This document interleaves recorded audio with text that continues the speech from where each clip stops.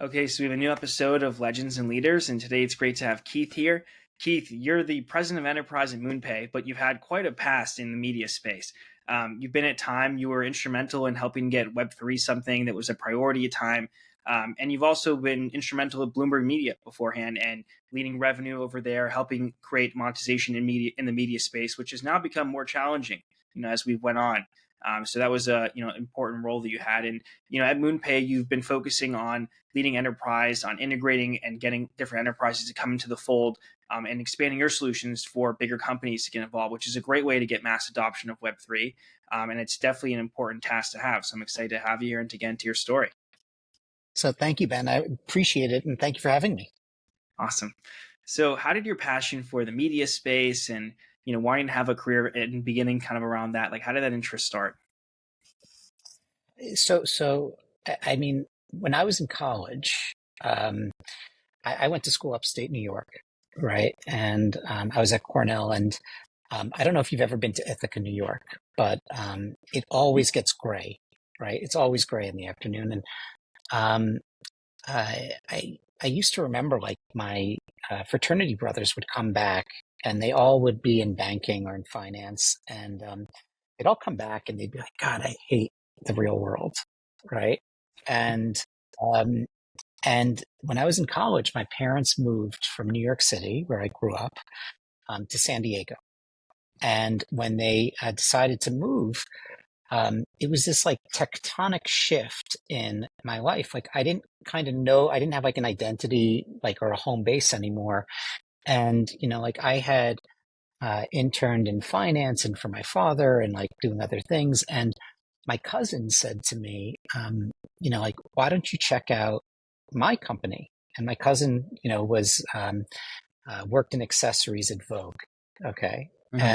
And I said, well, what's your company? She said, it's Condé Nast. And I said, what do they do? She said, it's magazines. I said, that's a business. She said, yeah. So, so I applied for an internship and I got it. And I didn't know what to do. Like when they asked me, I was like, I didn't even know this was a real business or an industry. And so they put me in consumer marketing in the first stint. And within 2 weeks of being there, two things became apparent to me. One was I wanted to be a publisher, right? Mm-hmm. Back in the day, I wanted to lead one of the major brands at Condé Nast, and I really wanted to be the publisher of Wired, which was a focal point for me for many years of my career. The other one was I was like, I cannot believe this is an industry. Okay, like I cannot believe I'd be paid to do this, and I thought it was really fun. And one day, like when I was an intern, they would do these intern seminars, and the publisher of Wired spoke. This guy, Drew Shuda, who I'm still friends with to today. And afterwards, I ran up to him at the elevator, and I said to him, "Can I pick your brain?" And he said, "Sure." And I had coffee with him a week later, and I asked him a billion questions. And the next summer, I came back as the intern at Wired. And then he gave me my first job out of college as an associate. He gave me my first promotion along with this other individual by the name of Jay Loff, my second promotion, my third promotion. And him and Jay really did so much to like help me start to like see sort of the space and grow my career, how to sort of think, how to develop. And that was sort of like the beginning, but like I kind of fell into it serendipitously off of like a random conversation I had with my cousin of like, what is Condé Nast? Oh, that's a business. I can't believe that. So when you were at Wired, I mean, it was a very different time than where it is today, but Yeah. you had an important role of being an advertising manager and really Mm-hmm. trying to get advertising. How did you convince people to, to want to be able to do ads with you guys and that there was value with the brand? And like, I'm sure those sales skills have like really translated over today, but that was probably the basis for a lot of it. Yeah, look, like ultimately, like the issue with sales is it has a negative connotation, right? In a lot of people's minds, and it's not, right? Like if you actually step back and you reframe sales as debate club meets investment advisor, it's actually quite a fun game, right? And you have to think like, what is my investment, and what the investment has like certain fundamentals. And, as it relates to Wired, those fundamentals were incredibly powerful back in the day, right? Like it had a very strong readership. It had award-winning editorial, and its content would consistently show that like it would make you more successful or smarter about the world and where it's going, right? And that extended from entertainment, right? So if you look and see the movie 21, it was based on the book Bringing Down the House by Ben Mesrick, which was based on the article that was excerpted in Wired back in the day. If you look at, on the flip side of it, financial theories like the long tail or freemium business models or crowdsourcing, these were all theories that were originated as articles in Wired, right? And so on one end, like it was, okay, like here's a brand that has incredible fundamentals. And then it was a debate, right? Like, and the debate is really just why Wired versus not why not Wired, but why any of these other alternatives, right? And like, if you're good at debating, it doesn't make a difference as long as your fundamentals are good, right? Like you can win more oftentimes than you lose. The other thing that was really fun about Wired though, and that I loved more than anything else was because Wired was so much about innovation. And I'm talking about Wired of 2014 to, earlier when I was there. I actually have much different feeling about Wired today, which I'm very public about. But because Wired was about innovation, what you find is we had permission within Condé Nast to act differently than everyone else. So like if you really look at like how Wired grew from being the 18th smallest brand when we took over in leadership roles to the fourth largest brand, the way that we did it was by digitizing the brand first, right? Like, and making sure that over 50% of its revenue was digital when everyone was pushing on print, right?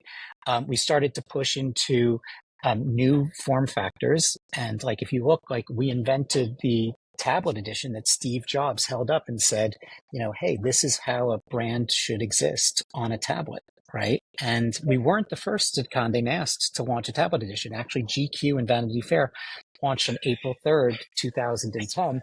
Wired didn't launch until May 25th, 2010. But when we launched, 25,000 people downloaded it overnight and paid for it overnight, right? And so it was unbelievably successful in terms of how it changed the trajectory of the brand. And then when you look at sort of the other brand that we took under our sort of belt at the time, which was Ars Technica, here's a brand that has probably the most committed community out there, right? Which was, by the way, like Ars Technica and Reddit, which also sat on our floor on 19, were the two brands that taught me the most to think about like Web3 as a community-based evolution initially at time. But like ours helped us start to grow when we started to realize that you could actually predict whether or not an article would go viral or not. And so we launched this technology called the Ars Accelerator, which ended up winning a Project Isaac Award for digital invention. And it accelerated growth in Ars to make it the fifth largest digital brand in all of Condé Nast in 1 year. Wow. Yeah, I mean, it definitely puts in perspective like how much Wired's influenced the way we consume media today. I didn't realize it was that much of they were that forward facing. Yeah, Wired was really fun. I mean, and I said earlier, like I have a different opinion of it today. The challenge that I have with it today is like Wired was actually originally founded under like this libertarian principle of, like technology in its purest sense can change society, right? Like if you looked back in the original 1993 manifesto, it has this great sort of quote. It says, technology is ripping through society like a Bengali typhoon while mainstream media is asleep at the wheel, right? And like if you literally took that quote out and you were to extrapolate it to today and what you're seeing with crypto technologies and metaversal technologies and AI and machine learning, and space travel, right? And stuff of that nature and health advances, I would say that like it's more relevant today than it was in 1993, right? Like 1993, like we're really just talking about computing power, right? And like where the internet was coming online and access to information. Today, like the problem is like Wired focuses on like more mundane political issues and like philosophical topics, as opposed to the fact that we're living in this like golden era of technology and innovation, which just drives me nuts as a purist in that sense. Yeah, it's an interesting point. I mean, we do have a lot today, but there are certain issues that are more focused on there that sometimes maybe aren't even necessarily tech issues as well. And even if, regardless of sides, the media, it has certain biases depending on publications. Yeah. But yeah, I mean, you went to Bloomberg eventually, and you really rose up there. I mean, it seemed like you had a great time at Wired, and I mean, just based on what you talked about, what made you want to leave and have a change? Um, so when I look at like the arc of my career, I think that one of it is I'm really called in for turnarounds, launches, saves, um, inventions, innovations, right? And like if you look at like what Wired did during the course that I was there, it was an incredible sort of growth, and it got to the point where, and this is a very weird thing to say, I felt like I could do my job, um, like with my eyes shut, and it wasn't interesting anymore, right? And it wasn't that I fell out of love with it. Like I actually loved it tremendously. I loved the people that were there. I loved the team. But I didn't have that fire to like continue to go and do what I wanted to do, which was build, like get my hands dirty, like change things around, fix it up, invent something new. Like it almost felt like we had matured it as far as we could. And when the Bloomberg opportunity presented itself, and I met, with an individual by the name of Paul Kane, who, was later became like one of my closest people in my life, personally, professionally. It's like a very small group of people. Um, I knew that it was the right place to go for like the next sort of phase in my career, but it was by far one of the hardest decisions I ever made. Like when I resigned to Howard Nittman, who's the publisher, who's a dear friend to this day. Um, uh, I, I was hysterical crying. It was the first time I'd left an organization in my entire career, right? I was at Condé Nast for 12 straight years and I interned there for 2 years. It was all I knew, right? And like, if you know me and you're listening to this podcast, you're going to laugh at me when I say I was crying. I was literally crying. That was maybe the last time I ever shed tears, right? Was 2014 to Howard. And he holds it over my head every day. But, like for Bloomberg, what was fun was here's this unbelievably powerful financial ecosystem that had a media extension, and that media extension was not sort of set up in any rational manner, right? So you had Bloomberg.com, you had BusinessWeek.com, Bloomberg.com had all the traffic, BusinessWeek.com had all the name recognition, you had all these different products, like none of them spoke to each other, there was no cohesiveness.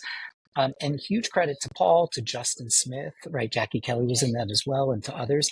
Like we really, like I would say, put our heads down and evolved the organization. And part of that evolution was bringing all the different platforms together. Part of it was a people evolution, and part of it was inventing new platforms, right? So like, well, it's easy to launch a new event, right, or to refine the aesthetics of Bloomberg TV. We launched Bloomberg QuickTake, which was social mobile video, right? And the whole premise of that was really simple. If we were to go back to Debate Club meets Investment Advisor, the sales deck didn't exist. It literally was this. Do you believe that Twitter at the time is the fastest news source on the planet? Everyone would say yes, right? Mm-hmm. You get your news and information from Twitter, now X. And then you'd say, but don't you believe that even though it's the fastest news source on the planet, you can't necessarily trust it? And then everyone would say yes. And then I would say, well, what if I could take the fastest global news network on the planet and I could overlay it with the largest news network out there to curate it, which is Bloomberg, which has 2,400 journalists in 120 countries worldwide, right? And then do it in a social mobile environment, right? That's shareable and that is on your phone with video content. And everyone was like, I really like this. And we were able to push that forward. It was a very successful launch. And so similar to Bloomberg, like I had gotten to a point there the same where it's like we had matured Bloomberg so much over the years that I got to a point where again, like I just felt like I was like it's in a good place and I loved it and I loved my time there. I loved Mike, like I loved the team there, but like I had to sort of move on.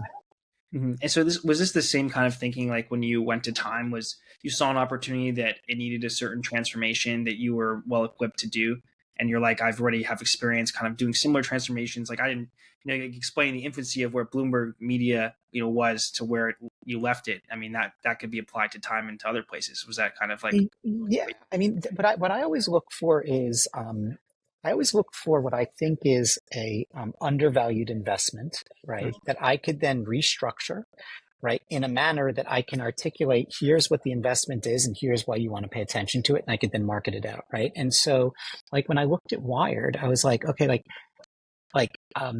I knew that Wired was bigger than what Wired was getting credit for in the market, right? Like, and what's funny is like I always tell the story that I would beg people, beg people to pay attention to Chris Anderson and like what he was doing at Wired because I thought he was such an incredible editor in chief. Hmm. And I remember, I'll never forget this. Like I was begging people to be in the issue that published the long tail, right? Like, which is such a powerful like theory to come out of a magazine that turned into a best-selling business book that like literally like changed the course of e-commerce, right? And like after the long tail was published, Wired went on a completely different trajectory. Like people all of a sudden were like, oh my God, I am paying attention to that. Oh my God, I do want this guy. Like, oh my God. But like that, there's something to be said about knowing that you're sitting on this beautiful investment and you just need sort of to gain the momentum to tip it over. That's really fun to me. And like the same thing actually is applied to time, right? Like when I met with Mark and Lynn Benioff when they were acquiring it and when they acquired it. And when I met with Edward Felsenthal, the editor in chief, like what we talked about a lot was like, why did they buy it? And what do they want with it? Right. And what I loved the most about what Mark and Lynn would say is they would say that red border needs to preserve objectivity in journalism. And like, picture this, like we're talking about 2019, right? And like they're saying like, hey, the news is too disjointed. It's too to the left. It's too to the right. Like we want to have a centrist objective sort of perspective preserved for society. And like I loved that. And what I said was, and I'll never forget this, I said, like, I'm your guy if you don't want to preserve the magazine. Like I'll respect the magazine, right? Like but like I will take it in different directions. And what I'm really proud of the team at Time for, and you know, this is a lot of work from a lot of different people, some of which I touched, some of which I didn't touch as much, but it's like during that time, like we, you know, modernized the Time brand tremendously. We launched Time Studios, you know, which is a huge credit to this individual by the name of Ian Orifice. We then took Time into Web3 and we showed people that like you can literally modernize a brand that's been around for 100 years and have it touch a different community. And what's funny about the Time brand, which people don't realize, is the largest perceived footprint of the Time brand is the magazine, but the smallest consumed footprint of the Time magazine of the Time brand is the magazine, right? Huh. And the demographic of the magazine is a 60-year-old white male, at least when I was there, whereas the demographic of .com is a 40-year-old female who's primarily white, whereas the demographic of Time's social footprint is, you know, 1/3 non-Caucasian, you know, primarily outside the United States, you know, 14% Black, right? Like it was like anything but what the demographic of the magazine was or what the website was. But then, and then you look at timepieces, and that was a psychographic, wasn't even a demographic. And what's funny though, against that backdrop was only 1.4 million people read the magazine, 20 million people were on the website, and like 70 million people touched the social feeds, right? So like, you're like, who's the Time reader?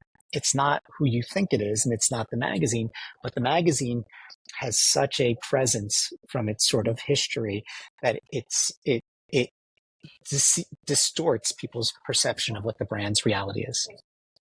Yeah. And so were you already thinking of like how Web3 could be impactful in media and like how did your passion for Web3 in general start? I mean, because now you're at a Web3 company. I mean, you were trying to steer Web3 initiatives. I mean, how did that interest begin? So it actually started back in Wired, which was in 2010. Around 2010, I was sitting in my office and the editors came to me and they said, will you write a check so we could mine Bitcoin in our offices in San Francisco? And I wrote a check for $6,400. I'll never forget this. I wrote a check for $6,400 and the editors started to mine Bitcoin in the offices of San Francisco. And they wrote an article about it. And that's how I got introduced to Bitcoin. And I was like, oh, like this is fascinating. And you have to remember, I was a government major in college, right, with a focus in American history, theory, and politics.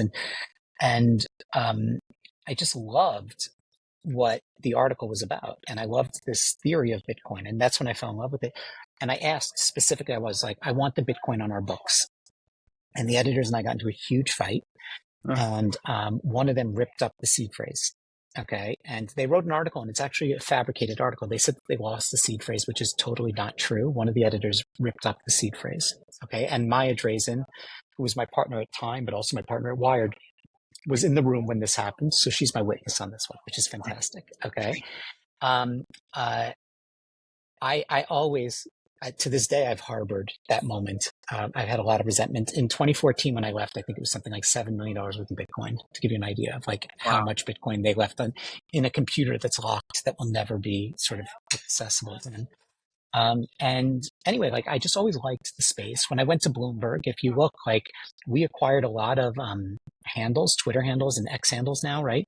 At Bloomberg, we acquired at business, at luxury, at technology, at economics, at Brexit, but we also acquired at crypto, right? And it was my team that helped launch the crypto coverage, the first crypto sponsorships, everything, right? Like at Bloomberg. And then when I went over to Time, I wasn't thinking about Time and crypto at all. It had nothing to do with Time and crypto. What happened to me was like what I'm sure happened to all of us. Like, let me ask you this, Ben. Where were you April of 2020? So it's the height of COVID. It's the height of COVID, right? Where were you April 2020? April, I think I was in New York, or it was just coming to Florida, back to Florida. Okay, so like for me, I was living upstate New York in Clifton Park, right, with my wife, my daughter, our dog, in what was equivalent of a zoo. Okay, and I was walking. You can see it on my Instagram. I was walking thousands of miles. I was bored out of my mind. I was so lonely, and I had this realization when I was up there that I was like, wow. I was like, I'm lonely, but everyone is connected to me, right? Through my social media. Maybe my digital identity is not an extension of my physical identity. Maybe my digital identity is equal to my physical identity, right? Like before this podcast, you and I joked about how I felt like this was my Instagram feed coming to life because we both follow each other, right? And I see where you are all the time. But like you and I kind of know each other through our digital footprints. And like this is the first time that we're digitally meeting, right? But like one day we will physically meet. And then you'll take a picture of me next to you and you'll post it on your Instagram feed, right? And hopefully, right?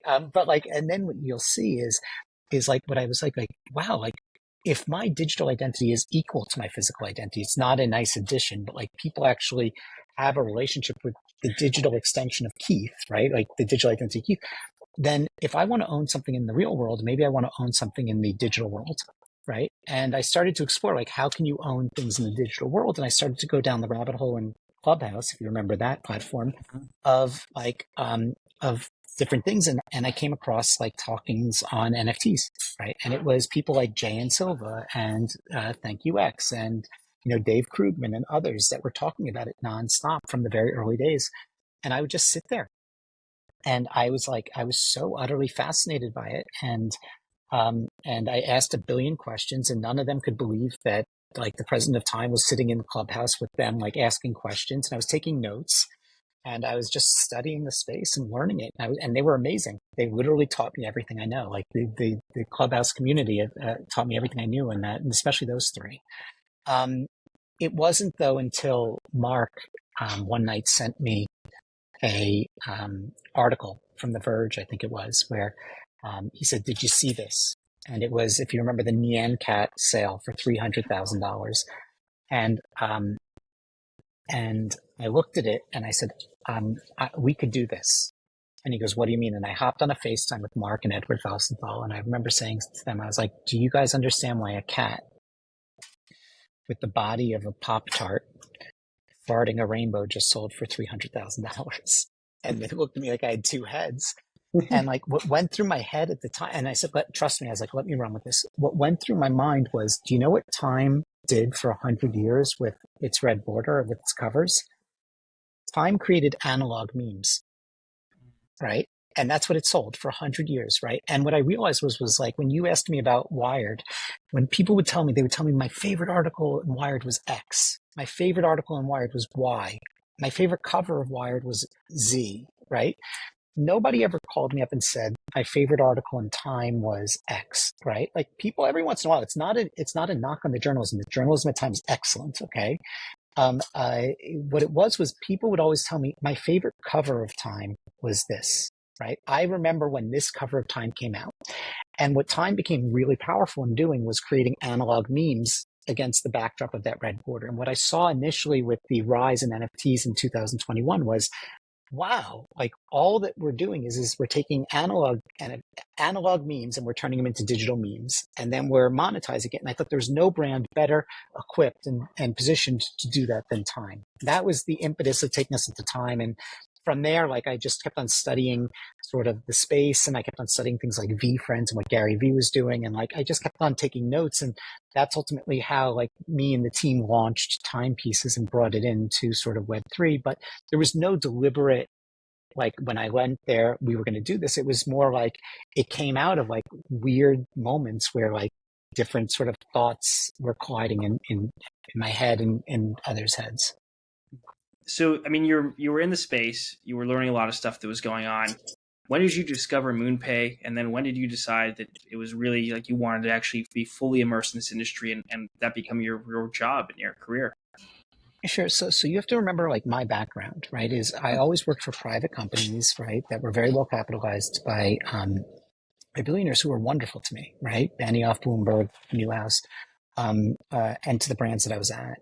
And I really wanted to start my own thing, right?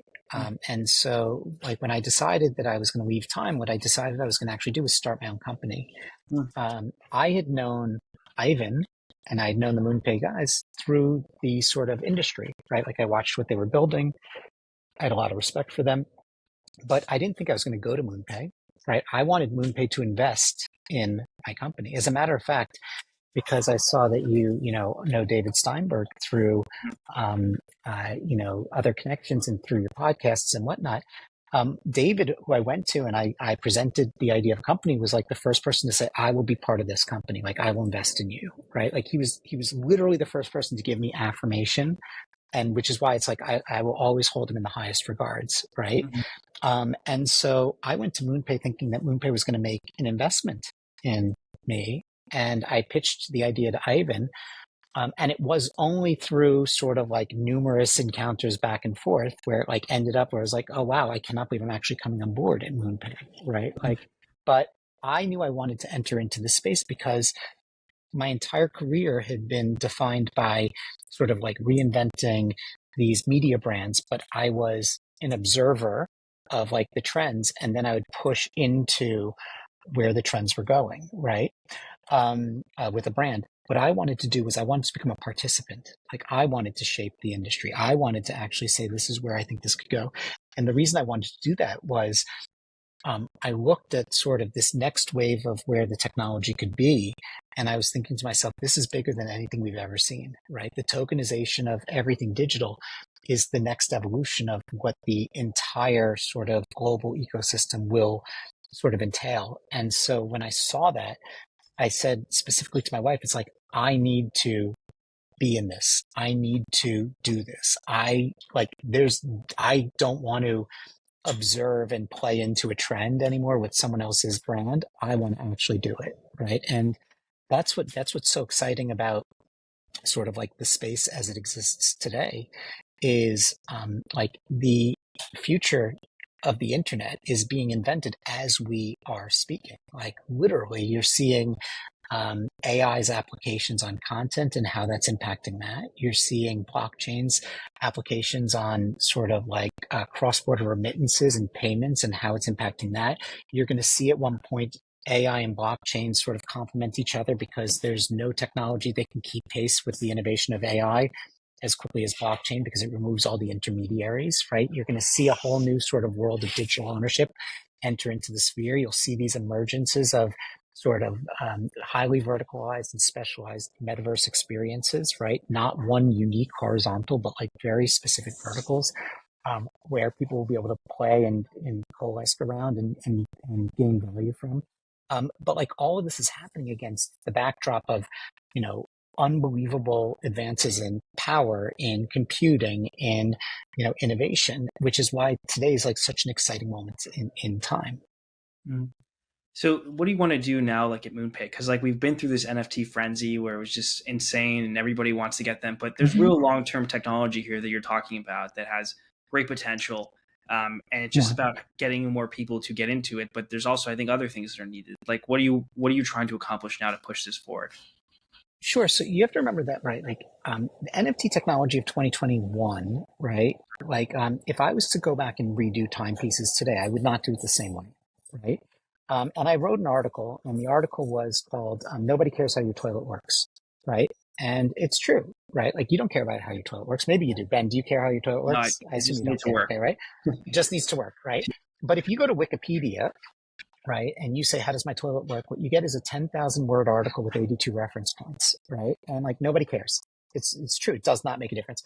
The problem with like NFT technology is like everyone thought that people cared about the technology. Nobody cares about the technology. Like we're at the phase of this adoption of tokenization where it's sort of like the 90s with the rise of computing, where people would talk about the chips that they had. They had a 386, they had a 486, they had a Pentium, right? Like Intel had this ad campaign called Intel Inside, right? It was the most famous ad campaign of all time.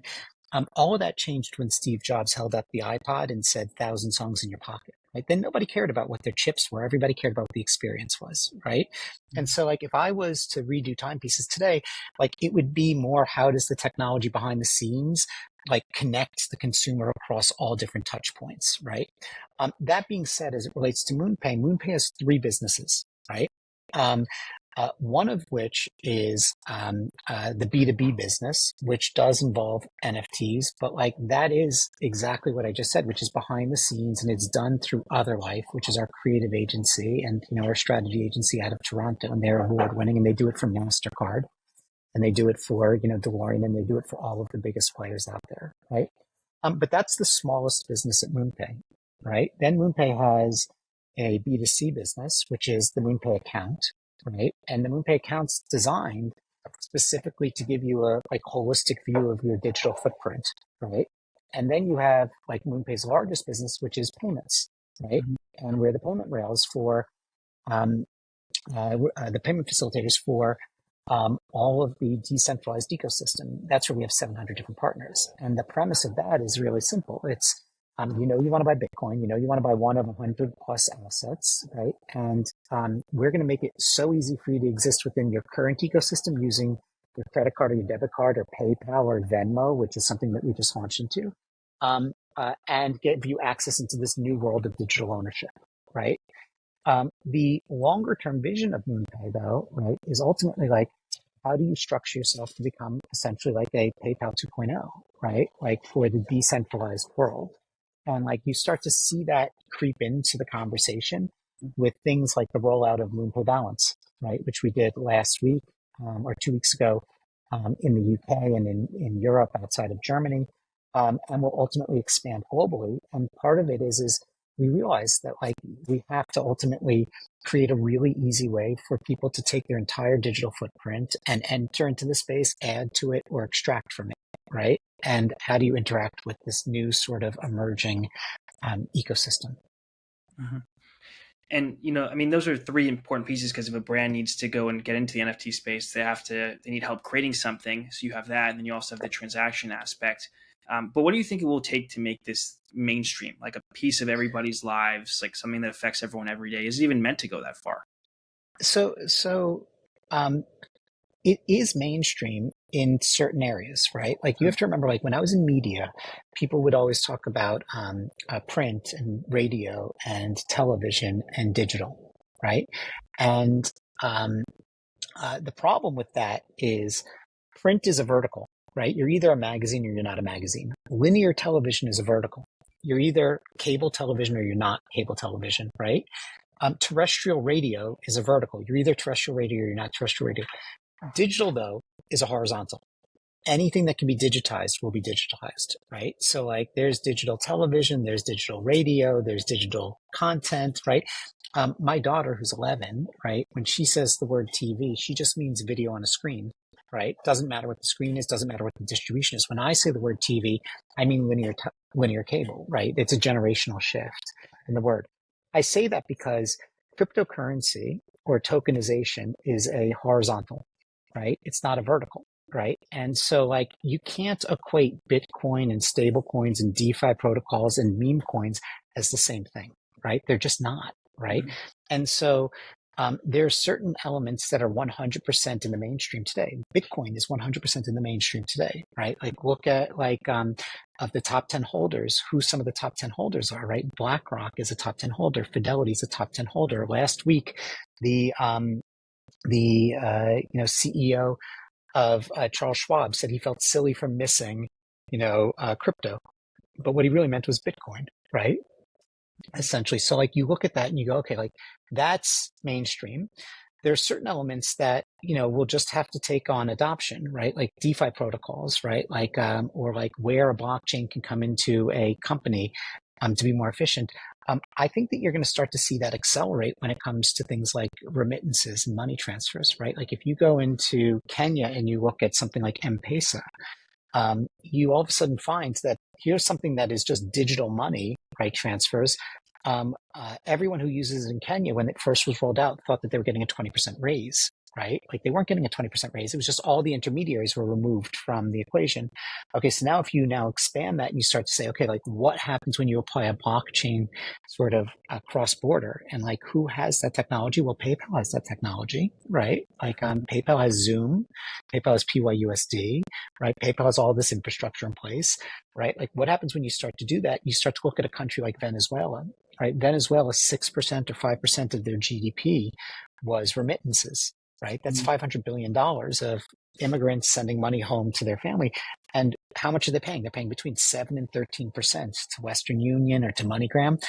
What if that went down to essentially zero, right? Like what we've never experienced before was the internet having an embedded finance layer, right? But like what we do know is every time the internet absorbs a technology, the cost of the distribution of that technology or the delivery of that technology tends to go down to zero. Look at telephones, right? Like when I grew up, and I think I'm older than you, right? But like when I grew up, there used to be these ads for AT&T that I used to remember vividly, where they were like, call India for $2.44 a minute, right? They don't exist anymore. Why? Because everything is now sort of transmitted over voice over IP, right? It's digitized and it's free, right? What happens when money becomes free and it's sort of transferred, which is why you're starting to see this rise in stable coins, right? Why are stable coins so important? And so like, I would argue that there's certain elements of this that are niche, right? Today, 100%, right? Not everyone's going to know meme coins. Not everyone's going to get into that, but even meme coins is a really fascinating um, uh, um, sort of case study of like what can happen, because what meme coins really are is people being able to use blockchain technologies to gamble on attention, right? That's it, right? And like they're just gambling at home, right? Instead of having to go to Vegas, instead of having to go to Atlantic City, you can now use your phone, open up one of these apps, start to gamble on one of these meme coins, and it's getting easier and easier and easier.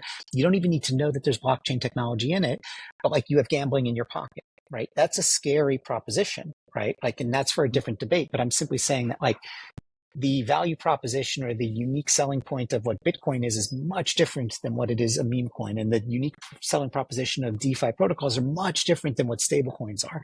And so like, I think when you start to say, how do you mainstream? Like I can point to instances in each sort of area of the horizontal of cryptocurrency that is beginning to mainstream at different paces.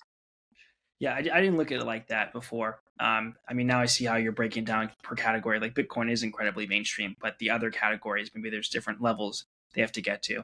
Well, But that's why you have these conversations, right? yeah, Like to change your mind on stuff. I hope if I changed your mind, then I've succeeded today. And I so I am now thank you looking for at it having more me. like that. Yeah. Wonderful.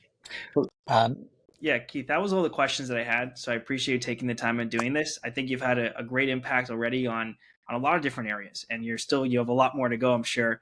But with Web3, I'm excited to see what you're going to do and how this space continues to evolve at MoonPay, and looking forward to what's next. So thanks for coming on. Ben, thank you so much. And, love what you're producing here. And I'm a huge fan. So thank you so much. I really appreciate it.